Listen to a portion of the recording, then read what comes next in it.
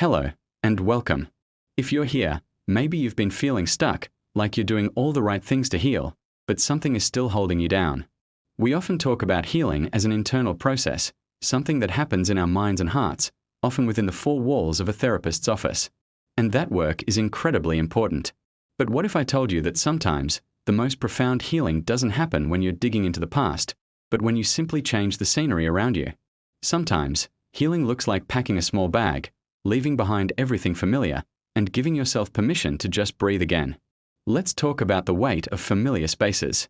When you've experienced pain, trauma, or a period of intense stress, your environment can become a living museum of that difficult time. The same streets you walked when your heart was breaking, the same walls that saw your tears, the same morning routine that you drag yourself through on your hardest days, they all hold memories. And even if you've done a lot of inner work, even if you've talked it all through, your body might still be holding onto the tension of those places. Our nervous systems are powerful and they learn through association.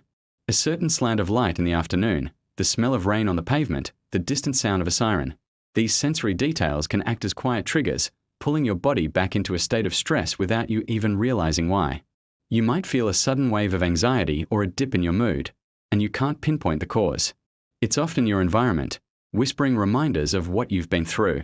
Healing isn't just a mental exercise, it's a sensory one. The body remembers what the mind tries to forget. So, sometimes, the kindest, most healing thing you can do for yourself is to physically remove yourself from those triggers. Changing your environment, even for a weekend, isn't running away from your problems. It's not avoidance. It's a conscious act of giving your body a new experience, an experience of neutrality, of calm, of safety. It's telling your nervous system, see?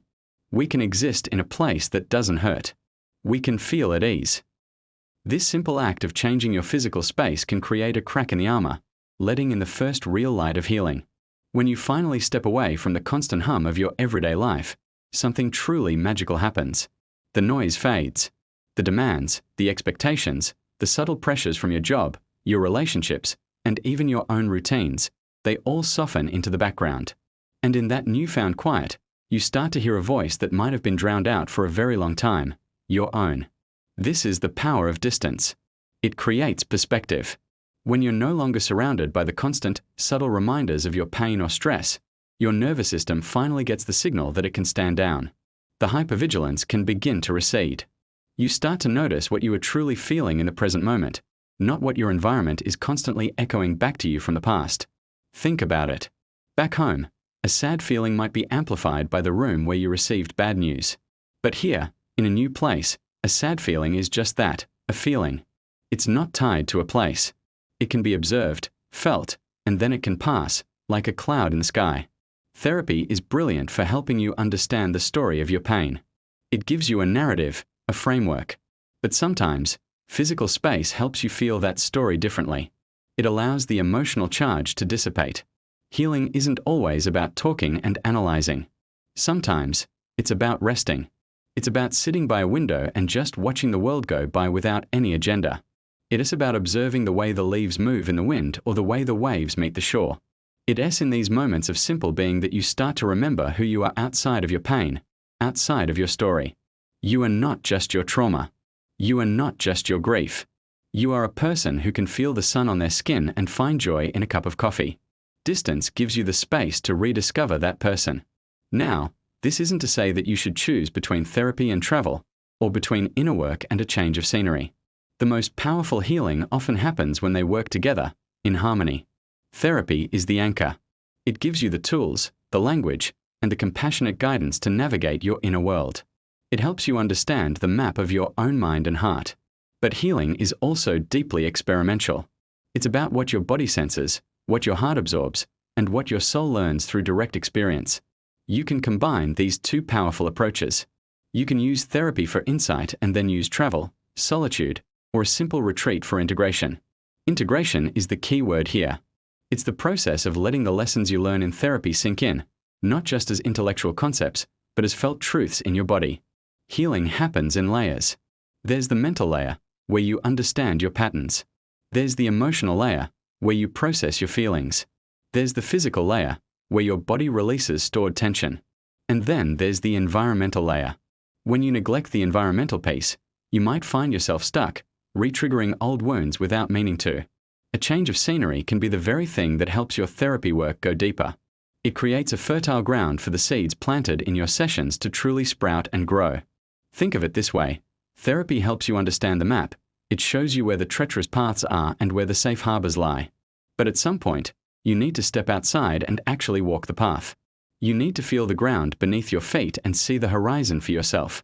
That's when the map becomes real territory, and that's when understanding transforms into wisdom. And then, there's the return home. After you've had your time away, after you've allowed your nervous system to reset, you come back. But you're not the same person who left. The world might look a little softer, the colors a little brighter. You might find that you can breathe a little easier in your own home.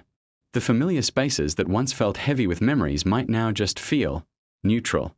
That corner of the room no longer holds the same charge. That street corner no longer triggers that old ache in your chest. Why? Because you've shown yourself that peace is possible. You've brought a piece of that peace back with you. You've layered a new, positive memory over the old ones.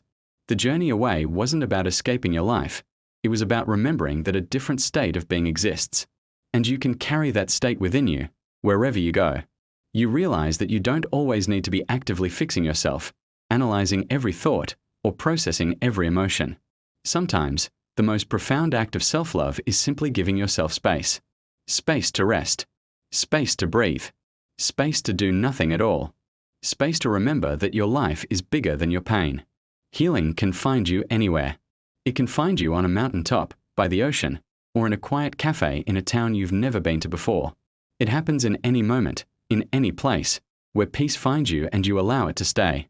So if you're feeling stuck, maybe the next step in your healing journey isn't to dig deeper, but to step outside. Give yourself that gift of space. You deserve it. Thank you for spending this time with me. Take care and be kind to yourself.